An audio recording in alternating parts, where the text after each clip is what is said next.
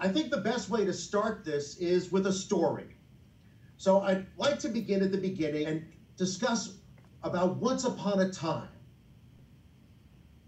Once upon a time, there was a young hippie who wanted to be an actor more than anything. Well, actually, he wanted to be a rock star, and he thought he was destined for a life on the stage. So this young actor majored in theater and pursued a career in drama. I mean, wanting to do nothing more than act.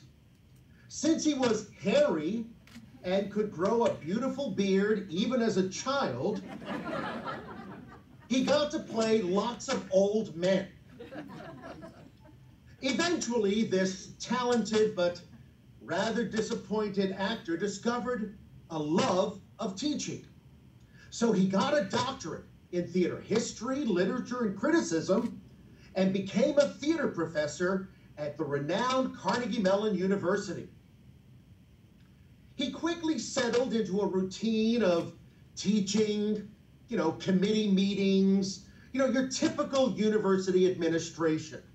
Soon realizing that he was starting to look and act like many people he really couldn't stand. His inner being started to come out in strange ways, ways that caused concern, consternation, and worry in his academic colleagues and peers, especially after he got tenure. So he did something that previously would have been absolutely unthinkable. He went over to the School of Computer Science, knocked on their door, and asked if they had any use for a theater professor. I mean, fully expecting them to give him a math test, or somehow prove he was worthy. In fact, it was even more frightening. I thought I'd have to take a math test to get out of the building. So you can imagine the reaction of this theater professor when the School of Computer Science said yes. And he discovered that he felt right at home in the School of Computer Science. And he wondered, how could that be? I mean, life in CS was all about tools. It was about programming. It was about graphical user interfaces, about HCI, about all sorts of devices and projection systems. But then he realized that his favorite art form, and in fact, the subject of his doctoral dissertation, was Italian futurism. Now, Italian futurism, and all of you in Chicago should be familiar with it because of the neo-futurists, which are based in Chicago. Well, Italian futurism back in 1909 was the first art movement to embrace technology as the pinnacle of artistic achievement. These futurists, who were led by a guy named Marinelli. What's my name? Marinelli. Cross my L's, you get Marinelli.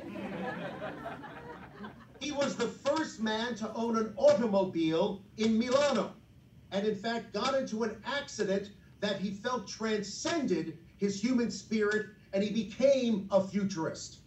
The futurists were the first ones to create synthesizers. And I discovered in the futurists something that I shared, and that was a love of technology. But I never viewed this love of technology as being antithetical to my love of theater or my love of art. But something happened to the futurists. Unfortunately, many of them became fascists. And I mean real fascists. This sort of reminded me of my grandmother, who was from the old country and who would say things to me like, Donny, that the Mussolini, he wasn't so bad. He only made one mistake. To which I would say, oh, what a hell of a mistake. But when we take a look at the futurists becoming fascists, what we're really seeing here is an imbalance. An imbalance that occurred between their love of art and their love of technology. And it brought to mind something that we learned very early in history, and that was about the Oracle of Delphi, who kept stressing to everyone who would approach, first, know thyself, and secondly, all things in moderation. Now, this came back to me when the idea of creating the Entertainment Technology Center came about, because there was no place where someone who had a love of art and a love of technology could come together. So they were looking for that shared space. In fact, they were looking for us to create it. But there was no one person with the wherewithal, with the smarts to do it. So they brought together two individuals. Myself from drama, from the College of Fine Arts, and my dear colleague, the late Randy Pausch from computer science. We came together basically as a representation of the seemingly diverse art forms, except I had always had a love of technology, and Randy was as much a designer as he was a programmer.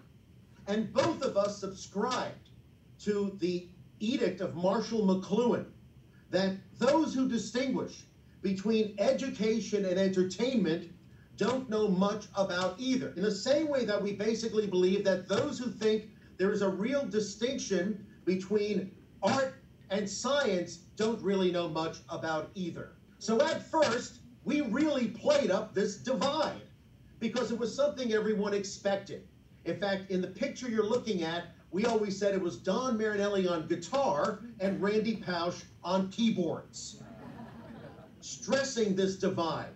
But as we got going, as I learned from Randy and as Randy learned from me, we realized what we were doing here was bringing the right brain back in touch with the left brain to create what we believe should be and ought to be whole brain thinking. In other words, no longer have this cleavage between art and science, right brain and left brain. And we want them to be equal partners because it's through this equality that they will nurture each other. And what really came to me is that in drama, one of the things that we stress is spelling. For example, can you spell the word playwright? If you spell the word playwright without a W, then I clearly know that you do not know what we are talking about in my art form. And it's because when we use the word right, we're talking about craftsmanship. I remember when Randy took me to a DARPA conference. You know what DARPA is? The Defense Advanced Research Projects. I mean, this was in Orlando, and for 2 days, I had no idea what anybody was saying. It's like when you go to the doctor and you got something really bad and they're talking and you don't understand them. And I remember at the end of the 2 days, there was an admiral or a general. And he said to everyone, ladies and gentlemen, we've had among us for the last few days a guest, someone who is the associate head of a drama school. And I remember feeling so relieved that I wasn't alone. And I started looking around and thought it was there. And then they, of course, said from Carnegie Mellon University, and I realized, oh my goodness, they're talking about me. And the admiral asked me up on stage, and he said, Don, you've been in computer science now for a few years. We want to know what impact this has had on you. And I remember thinking for a millisecond and saying to him, well, Admiral, to be honest with you, I feel right at home. And there was a murmur in the audience along the lines of, this poor soul has clearly lost his mind. And I said to them, you know what? You just clarified something for me. I know more about what makes you tick within the realm of science, especially computer science, than you know what makes me tick in the realm of art. I believe you honestly think I walk around with my eyes up to the sky, arms outstretched, asking the muse to infuse me with inspiration. When what you don't realize is what I'm doing is a craft. That there are, in fact, skills, resources, tools that we use in the creation of a story, in the building of a character that are no different than what a wheelwright uses to craft a wheel, or a shipwright uses to take lumber and conventional tools to make a beautiful sail ship. I mean, you don't realize this. In fact, let me give you an example. Your thinking is based fundamentally on algorithms. And algorithms are primarily if-then equations. Well, let me tell you, I'm directing a play. I have the actor come in from up left on stage, a rather weak position, saying lines to himself. He goes center stage, looks at a spot above the audience. He says a few more lines and then very quickly crosses down right to a very strong position on the stage and presents these other lines in a certain manner with a certain timbre, with a certain intensity. If the actor does all of those positions, all of those parts, and if the audience is who I think it is, then they should think the butler did it. It's like an algorithm. Here's the difference. You're building your algorithms on math. That's rather precise. I'm building mine on human psychology. Very imprecise. When we talk about the craft of story, as the Western world especially, we will talk about how the essence of drama is conflict. We will talk about conflict being the problem. We will basically refer to it in a Newtonian way. What is the immovable object? What is trying to move it? And when finally that is resolved, the story ends, we go home. When we talk about the craft of story, there is a science to it. If you're going to be a good story craftsperson, you need to understand cause and effect reasoning. You need to be able to identify values, cultural norms, myths, socialization. You must be able to problem solve. In the same way that we get through life-solving problems, that's what we do in a play. We condense life so that you're able to perceive the problem and how it is solved in 2 hours' time on the boards. You must understand probabilistic reasoning, as well as teleological reasoning. These are the skills. This is the lumber you use to build the ship of story. And we do the very same thing with gaming. When you think about a game, it is visual, it is oral, it is emotional, it is intellectual, and it encompasses all the elements as if we are building a ship. Scenery, costumes, lighting, 2D, 3D, graphical user interface, you name it, it's in there. And in fact, navigating a video game is a geospatial reasoning. And so when we talk about games, if we dig deeper, we realize there's nothing fluff about a game. A game is consequential thought based on teleological thinking. And teleological thinking is the act of conceptualizing future actions that will result because of decisions being made in the present. The best example of that is chess, where every move you make has to be based on teleological thought. Chess is wonderfully dramatic for that reason. So in other words, what we try to do is endow them with an appreciation of the complexity of art, the complexity of design, the complexity of story, the complexity of architecture, in the same way that we recognize that this exists in the sciences. So having been a professor for 30 years, and having done the ETC for the last 12, and with Randy up until 2006, my experience in American education leads me to believe that the terms art and science have become so weighted down with social and media baggage that they don't really mean anything anymore. And if we're using terms that we don't understand, we're just going to get into a circular argument. I mean, I've been teaching for 30 years. I have no idea what is political science.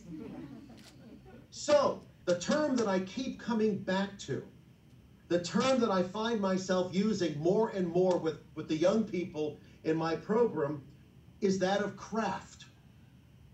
My aspiration is not merely to profess, which is what a professor does, but I want to be a craftsman. I want to be able to craft an educational program that truly brings together, that is truly an amalgam of artist and scientist in the same way that a craftsman is. Because in a day when 400,000 Toyotas are recalled because the gas pedal looks like it was made at a 5 and dime, you find yourself wondering, where's the craftsmanship? And why we are buying higher priced Mercedes because of the craftsmanship. And why I have code that doesn't work or works one time. It's because we're losing the element of craft. And I think education has lost that. And my goal is craftsmanship, because craftsmanship is the true coming together of right brain and left brain. I've yet to meet a craftsman or see the work of a craftsman that doesn't involve whole brain thinking. So I think it's time to go back to the Middle Ages, to maybe go back to the Renaissance, and to realize that they are one, and they are one in the service of being a craftsman or being an artisan. Thank you for your time. Again, I'm sorry I'm not there with you, but thank you for giving me the opportunity to profess what I'm saying to all of you today. So thank you very much.